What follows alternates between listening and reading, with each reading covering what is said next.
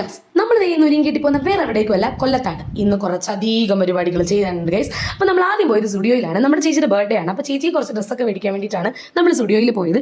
ചേച്ചിക്ക് ഡ്രസ്സ് മേടിക്കാനാണ് പോയെങ്കിലും ഞാനും മുട്ടയും വെറും കൈയോടെ ഇറങ്ങിയത് ഞങ്ങൾക്ക് തന്നെ സങ്കടമാവില്ലേ എന്ന് ആലോചിച്ചിട്ട് ഞങ്ങളും എടുത്ത് 2 ഡ്രസ്സ് മുട്ട ഇതാണ് 2 എടുത്തത്.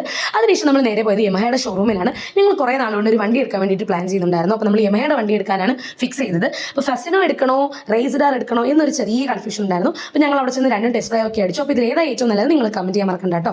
അതിനുശേഷം നമ്മൾ പോയത് സുപ്രീമിലാണ്.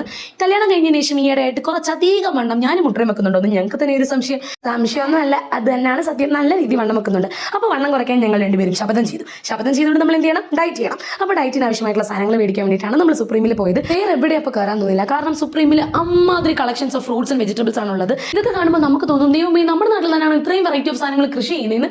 അങ്ങനെ നമ്മൾ അവിടുന്ന് ആവശ്യമായിട്ടുള്ള സാധനങ്ങളെല്ലാം മേടിച്ചിട്ട് നേരെ അവിടെ നിന്ന് ഇറങ്ങി. അപ്പോഴാണ് ഗൈസ് വിശന്നിട്ട് വയറ് തള്ളക്കി വിളിക്കുന്നുള്ള സത്യം ഞങ്ങൾ മനസ്സിലാക്കിയത്.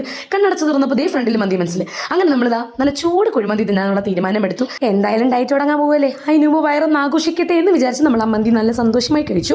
അത് കഴിഞ്ഞ് അവിടെ നിന്ന് ഇറങ്ങിയിട്ട് വയറൊന്നും തണുക്കാൻ വേണ്ടി നമ്മൾ സുപ്രീമിന് മേടിച്ച ഫ്രൂട്ട് സലാഡോ കഴിച്ചു. അതോടുകൂടി നമ്മുടെ പർച്ചേസിങ്ങും ഡേ ഔട്ടും എല്ലാം കഴിഞ്ഞു ഗൈസ്. വീട്ടിൽ വന്ന് സ്റ്റുഡിയോയുടെ കവർ പൊട്ടിച്ചപ്പോഴാണ് ആലോചിച്ചത്, അയ്യോ ഞാൻ മേടിച്ച ഡ്രസ്സ് നിങ്ങളെ കാണിച്ചില്ലല്ലോ എന്ന്. നമ്മൾ എന്തെങ്കിലും സാധനം മേടിച്ച് കഴിഞ്ഞാൽ 10 പേരെ കാണിച്ചില്ലെങ്കിൽ നമ്മുടെ മനസ്സിന് എന്തോ ഒരു വിമിഷ്ടമാണ്. അപ്പോൾ ഞാൻ മേടിച്ച 2 ഡ്രസ്സ് ഇതാണ്. എനിക്കിത് ഭയങ്കര ഇഷ്ടമായി ഗൈസ്. നിങ്ങൾക്കിത് ഇഷ്ടമായില്ലെന്ന് കമൻറ്റ് ചെയ്യുക. അപ്പോൾ ഇത്രയുള്ളൂ ഗൈസ് ഇന്നത്തെ വീഡിയോ. Okay, by.